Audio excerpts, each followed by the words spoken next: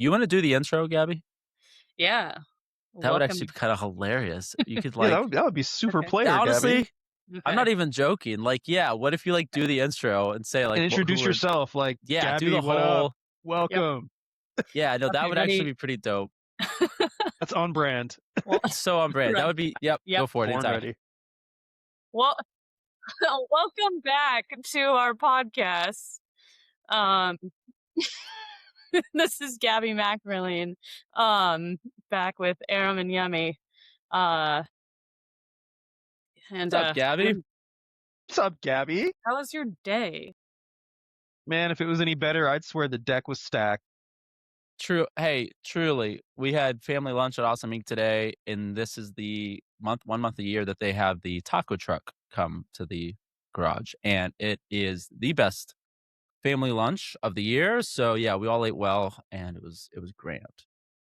I mean, I guess it is Taco Tuesday.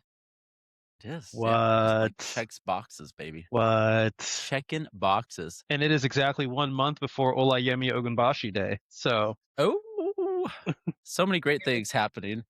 Yemi, what are we doing today? Who are we interviewing today?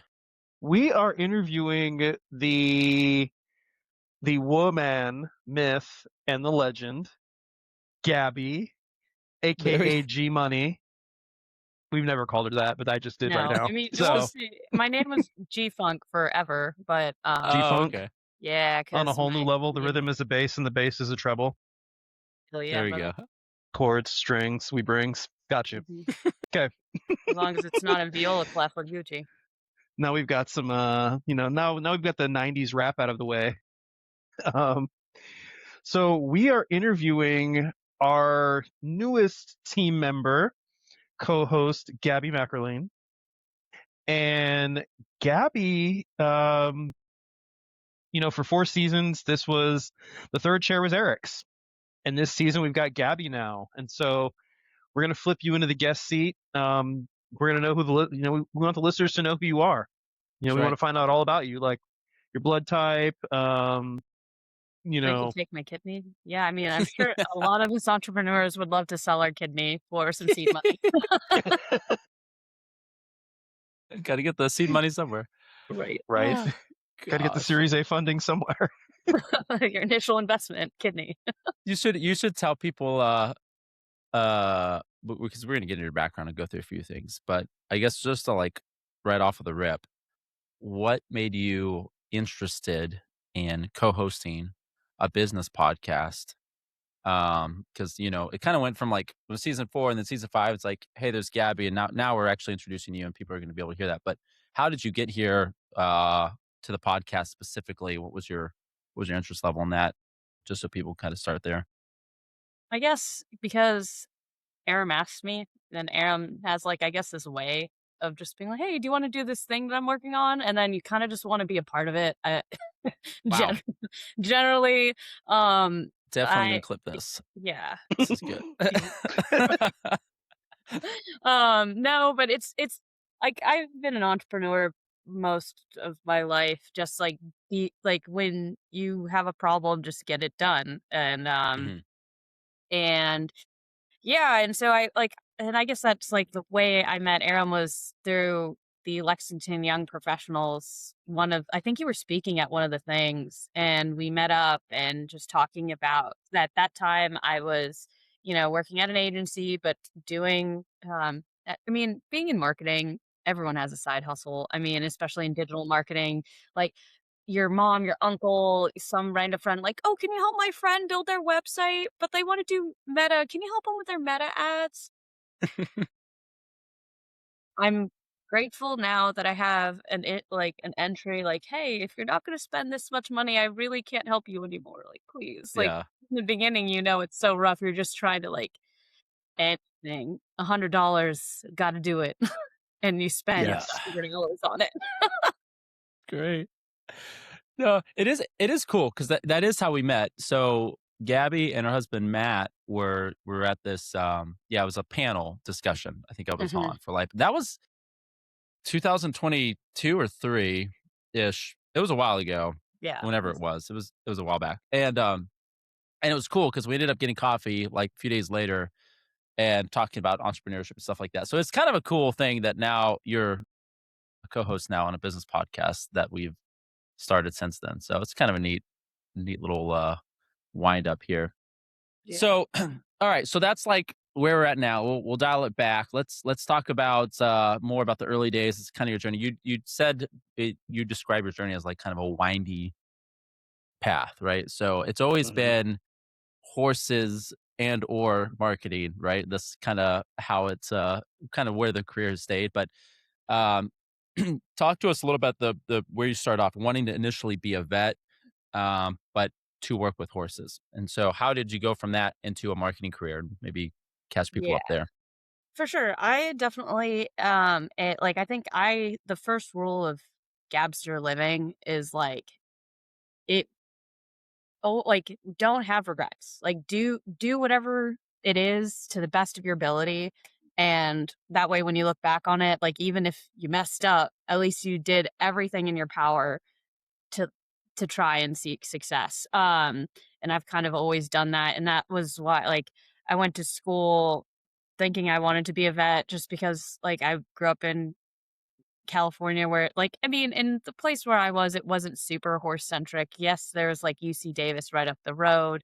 But as far as sport, it doesn't really compare to what we have in Lexington, Kentucky. Like it's literally 20 minutes any direction you can do an equestrian sport whether you know it was there or not, which is really cool, which is why I came here initially was a horse trainer offered me a job and 20-year-old Gabby was like, "Let's go." And so that's um by that time I'd already switched to like a business administration marketing degree just because I figured like somewhere in the sales marketing areas where I'd be best fit because as a human my one of my best strengths is that quickness of rapport that I can build with people. Um and utilizing that in sales and marketing, it kind of goes hand in hand because I feel like marketing is sales. Like we're still doing client services, whether we're building a website, building a paid campaign, whatever you're doing, you're always selling yourself. And all of that was, I think, fueled by the passion for horses and uh, just seeing where life could take you and not be turning around and being like, what could have happened if I would have done X? Sure. That makes sense. Yeah, So there you yeah, sorry, I know how to work my technology. I can unmute, I go. promise. I hope that gets left in. So 100%. you switched off, you left the vet track after, chemistry, microbiology, and calculus. Like, do you consider that a defeat or was that like a mission of mercy? Were you rescued from those? Like I still do have a lot of interest in it, like especially now, like other side hustle stuff, which is not really a side hustle, it's just a endless money pit of horse breeding. If anyone Mm. who does horse breeding knows that is there's we it's a write off. You just write it off. Just Built-in tax um losses. Right, exactly. It does I mean, one day you dream to make money. But on that regard, like there's a lot of genetic components in that. So I do really enjoy that stuff. But honestly, it is mercy because like my husband has his PhD in pharmaceutical sciences and listening to like them talk makes me wanna go to sleep every time, and I'm sorry, it's, like, instant. Just the big words come out, and my attention span immediately dies, so I'm definitely like, You were not gonna make it to a I was not PhD made to in be a scientist. Well, I mean, anyone could get a PhD, I will say that. Never stop going to school, right? yeah. We can still get one, Aaron, we can still get one. We can get Yeah, one no. just No, no, no. I definitely cannot because should I say this? Have I said this? I never Say said it, run this. it. I don't know. do it. Yemi knows this. I don't know if I've said it, but I was like the first kid in my family to not get a college degree. So it's like a reverse, it's like a reverse, what do they call it? Like a story where it's like, "Oh, it's the first one to go cause." No, I was the first one. I was like, "Hey, I'm not gonna use this, and I don't wanna spend any money on it." So, everybody kind of freaked out, and they're like, "No, you" so now it's like, I don't think by, value of what I've been doing, I don't think I'm supposed to get a degree. I think I gotta That's maintain that. So, that's kind of so crazy. Because like, my yeah, family, it's the reverse. I'm yeah, the 3rd to get an undergrad, one of the only ones to have a graduate degree, okay, uh, yeah. which is No, that's crazy. that's the hero story. I'm just the obstinate You're just rebel. opposite. Dang, that's crazy. But, I didn't know that. yeah. Fun fact. So, you mentioned that you ended up mucking, like, 20 something horse stalls, once you got to Kentucky and you're working, like now so you're working in the field, right? But you're literally at maybe not the most glamorous position. Is that just is that just like a natural, progression? Like, when you get into the horse scene, you're coming into Kentucky to go into horses, and now you're there. Do you just always have to start kind of at, like, more of a bottom rung on your way up? Is Yeah. that just how that plays out, or Yeah, no, there's 100% like that paying your dues in the equestrian industry. Like, I will say it's a little bit more archaic than other industries. I mean, it's really it's I mean, they can come for me for saying that, but like, or horse girls get aggressive, surprise. Um, but the horse industry as a whole is generally like 5 to 10 years behind the regular any other vertical. Like, equine is his own beast, and it's hard in like, I mean, equine is kind of a weird hybrid because it's still ag. Like, it's more of like yeah, ag right. mixed with like like they're big dogs, at the end of the day. So there's like it's a weird dynamic. But and they also cost a lot of money, and I think that was the like hard part for like there's a couple avenues, like, when you're in the horse trainer track, it's like you either have a lot of money already, generational wealth. 2, marry into it, which I guess is still generational wealth. Um, True, 3 true. 3, find a sponsor that's willing to fund you, which is super fun. It's you get so much good luck with that. And it's really tough to find that situation, but you also have to grind and get lucky in the opportunity to ride good enough horse flesh to get sponsored by someone like that. So it's a hard catch 22. And personally, I chose the route of going out of the industry to be able to enjoy the industry. Okay. Yeah. And that's like why I jumped into, well, I mean, my sales job was still in saddle sales. So I was still like in there when I popped out. Um, but it led me to get a work from home marketing job with an equestrian apparel company, which was super cool, and definitely laid that groundwork of like being, there's some in when you're in-house marketing, you wear a lot of hats, whether it's Yeah. creative, social content, Yeah. like web design, you're doing all of it. So I think that kind of really led for my next few steps. So you did the apparel, company you're doing marketing for. You said that you started that in February, or the company closed down in February of 2020, is that right? Mhm. And then you kind of rode through those early fun days of COVID, before you got a job in June. Mhm. So that's kind of an exciting, yeah, that's an exciting little period of history that sounds like it was. Yeah, I'm curious, what's your overall take on that? Like, what was that period of your life like between That it during the world shutdown? Yeah. You want to describe it. I mean, it was rough. Okay, so, like, the hard part about that timeline was too, like, we had just got my horse Gale.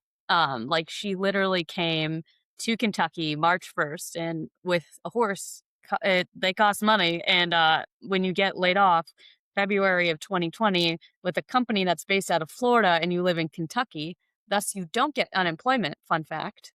If Gosh. Yeah, no, it was And No way. so no And I unemployment. don't think the horses were listed on the stimulus packages either, so No, exactly. this is And not a qualifying dependent. right? And fortunately, I got to go that barn was really sweet and, like, with the horse ladies that weren't affected by COVID because they were still gonna they, you know, do their things and pay their bills, I got to work off my board, so at least that was taken care of, and it gave me something to do. Yeah.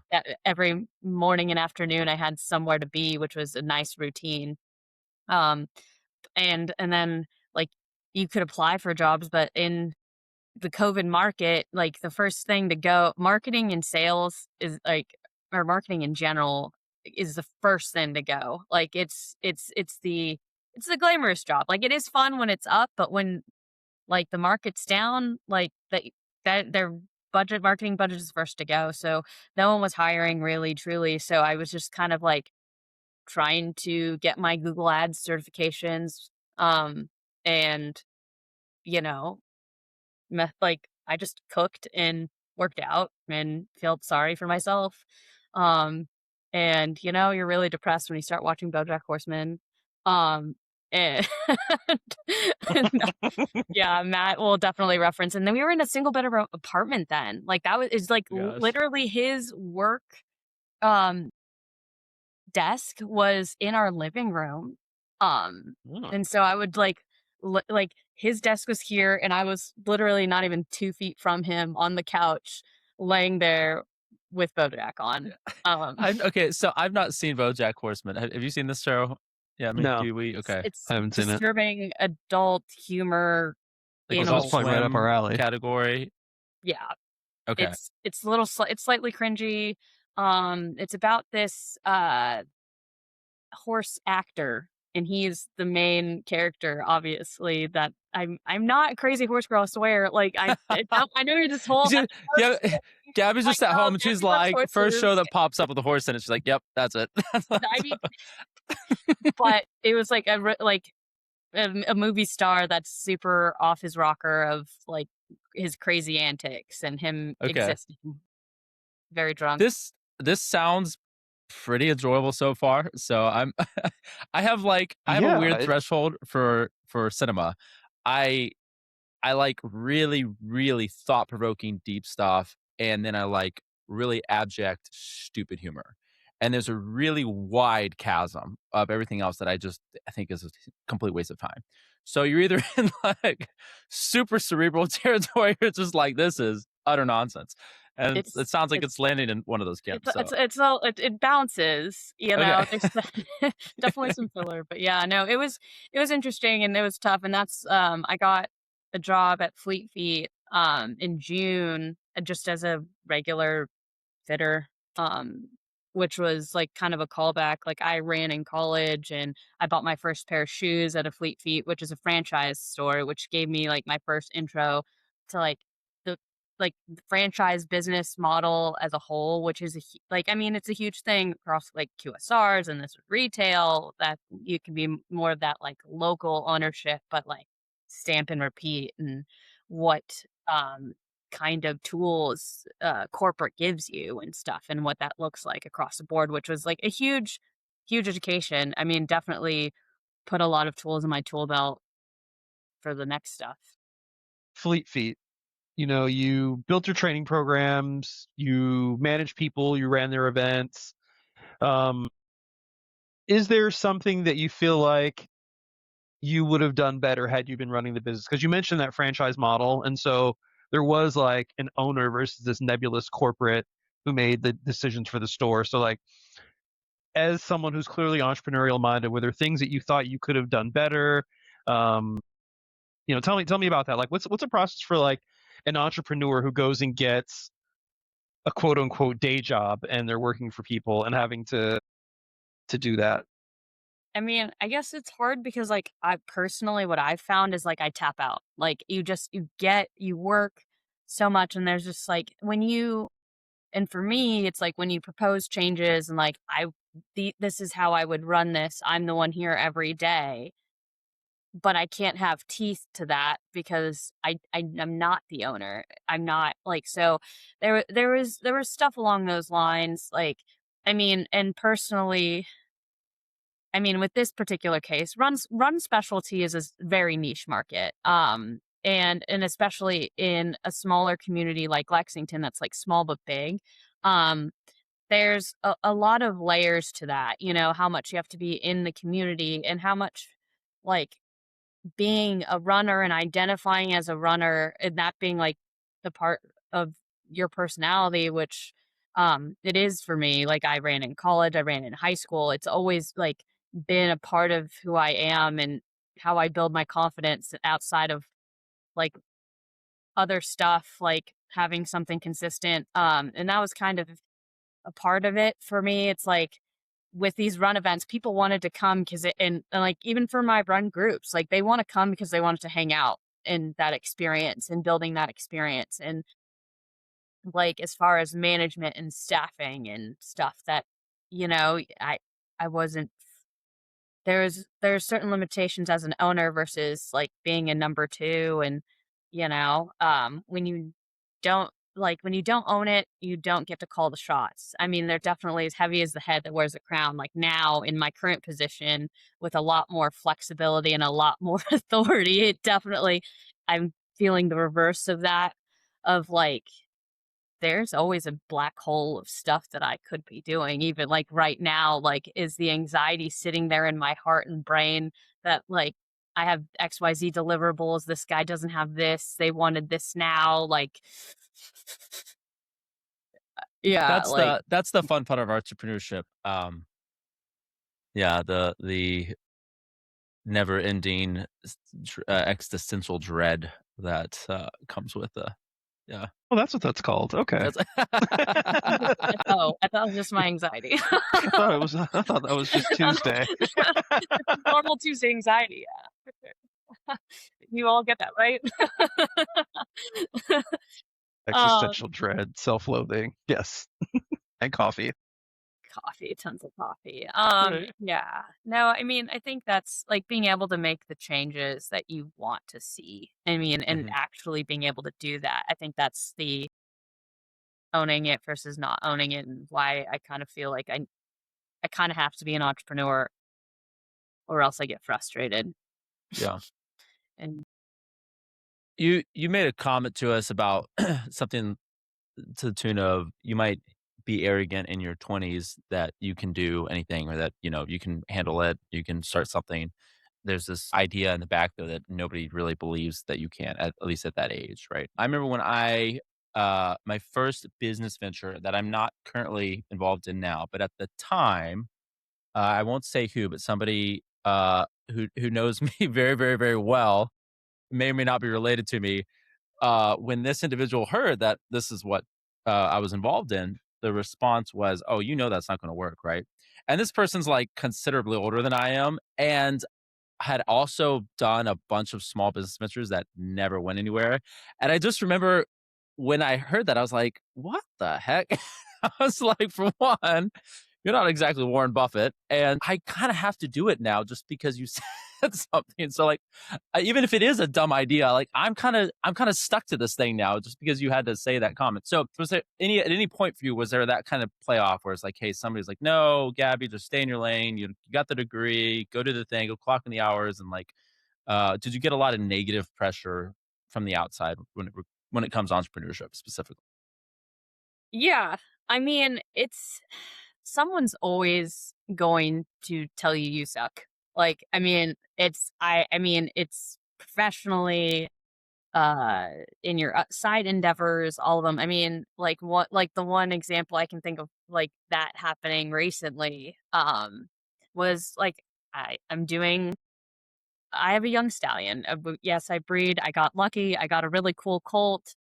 With sport horse stallion stuff, it gets real political real fast. And there was a mentor I was talking to, and she was like, "Well, I don't know. He doesn't, like was really negative with her comments in a off like out of conversation, and I was like, "What?" Like all of my scores and results have been positive. Every Joe Schmo off the street have been positive.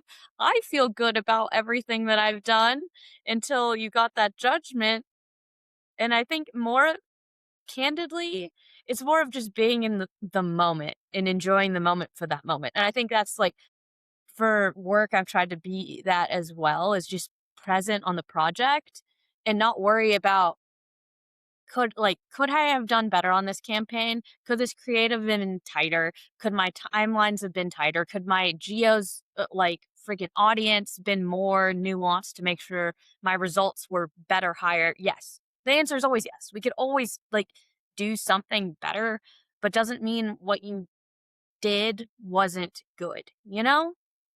And I think that's kind of finding some more peace in that instead of thinking everything is trash and I'm trash. Which is, some days it's true. I mean, you work with businesses every day. You've got your own, you've got your horse thing going. Like, why join a business podcast? Why sit here with us and our interesting humor and random memes that you're like, what? Yeah, your guys' jokes are pretty obscure. I mean, yeah, it's bad. Guys in the back, like if you wanted to, like, I just nod most times. Like one day I'll get it. I don't know if that day will come soon. I'm hoping it will, but it hasn't come Yeah. yet. Uh, Oh, that's great. I mean, and it's not an age thing. Like I get jokes. I get old man jokes. Are you saying I'm old, Gabby? Whoa, whoa, shots Whoa. fired. Oh man. Oh man. I'd say something, Uh, but this hip is acting up. So yeah, right. It's like, no, but I like networking at the core. Like, I mean, and also like I mean, it's really fun to keep learning and growing outside of your own industry and doing stuff that you're not comfortable with. And I think this is a part of that is that like I love being in a bunch of different avenues. The agency I'm with is growing rapidly and it's exciting, but it's also like makes me hungry for more, and this is a part of that. Like this podcast allows me to meet a lot of different people that I wouldn't have before, and you never know one like I mean selfishly, like what if that leads to a pitch that I wouldn't have otherwise gotten because and all of those add up. It as my boss likes to say, the websites keep the lights on. Um, he doesn't say it just quite like that. And Brett, if you're listening, you're the best. I'm sure he. I think it's more of just the hunger, to keep growing and keep Yeah. moving, shaking, doing things better. Someone's always doing something different. I love learning and improving our process and our offers too. Yeah. Awesome. Well, I think so Yemi and I were pretty excited to have you join early on because we actually, believe it or not, did like a pre-screen interview with a few people ahead of this. And so we chatted with Gabby for like, I don't know, 10 or 15 minutes on a call, just like see, hey, like what do we think? And I remember Yemi was like, yeah, she seems like she'd be a really good fit. So I think you've been awesome so far on the show, and I think it's going to be a really great rest of the season. Hopefully, many seasons ahead. So we've been having a good time so far. But wrapping up here, Gabby, we're going to do a quick lightning round. So these are just going to be like rapid fire. But we're good. This is how I want to do it. The only prep, because obviously Gabby couldn't get access to what we are going to ask her and talk about, which so far hasn't been too terribly secretive. But the only prep I gave her was like, hey, we're going to do two truths and a lie. So you come up with two truths and a lie, tell me Yemi and I, and we'll try to figure them out. So you go ahead and say the two truths and a lie. Then Yemi and I will go through our lightning round. And at the end of that, we'll agree together after we've done some of our little sleuthing and deductive reasoning what we think the lie is. Sound good? Yeah, no, it sounds great. I wish I would have prepared. But Gotta make it up on the spot. yeah, let's go. Woo! Spring break. Right. Uh, I love cruises. I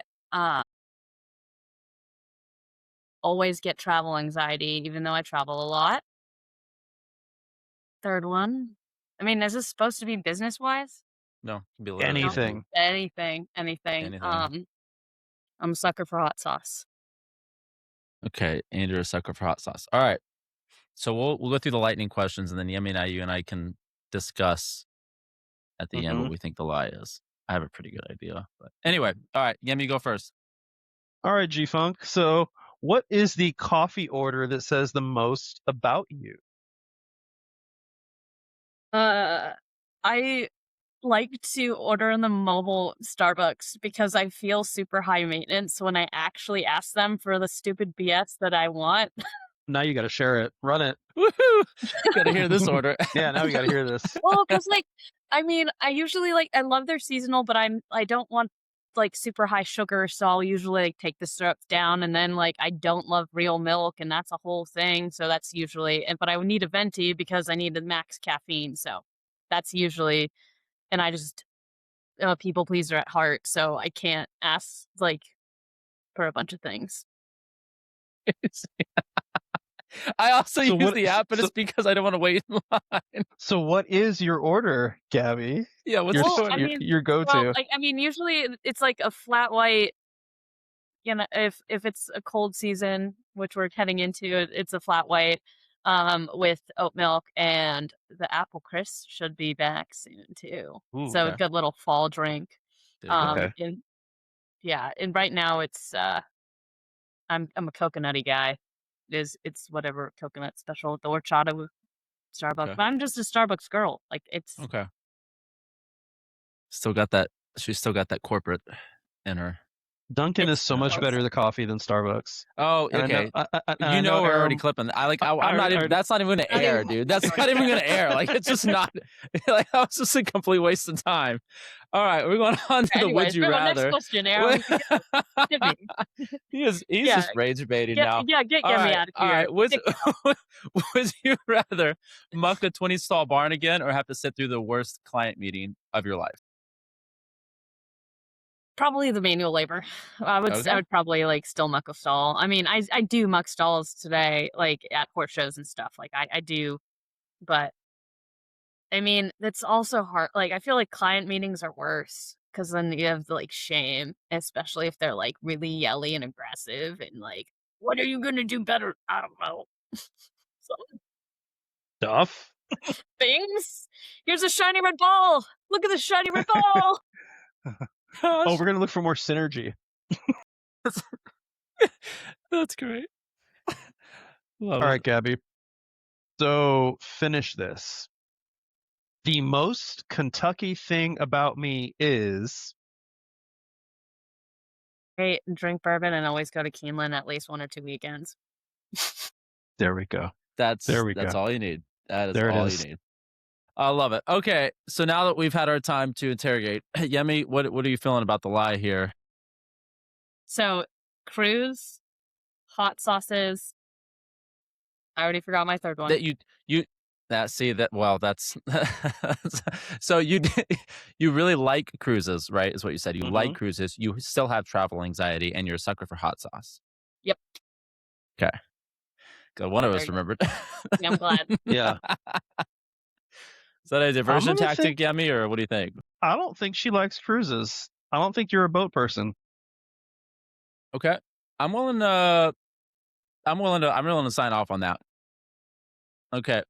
That's Final the truth. answer. Yeah, that's the lie. I hate cruises. Ew. I mean, I'm just not a boat guy. Like, I'm a land mammal. I mean, I'll go on boats. Like, if you want to take me boating, Lake Cumberland, we just went 2 weeks ago. It's great. Lakes are great. But like It a just week need- cruise, you're just not doing It's that. being trapped with people, no escape. Yeah. Okay. Yeah. Yeah. So that's not like a floating paradise. That's just a floating prison. Love it. Love it. No, I get that. That's awesome. Yeah. All Royal right, well- Caribbean, please sponsor our next episode.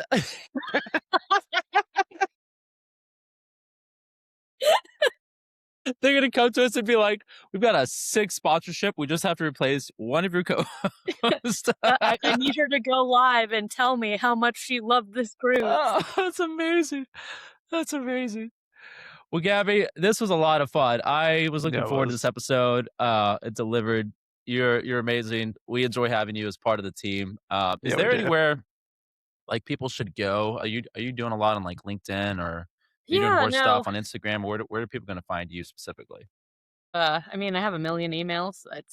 I feel like that's but Spotty Do you Squad want us to Mark. like list all of your emails on the show notes? Just I like mean, gosh, it'd be like 20. But LinkedIn, I'm Gabbi McErlean.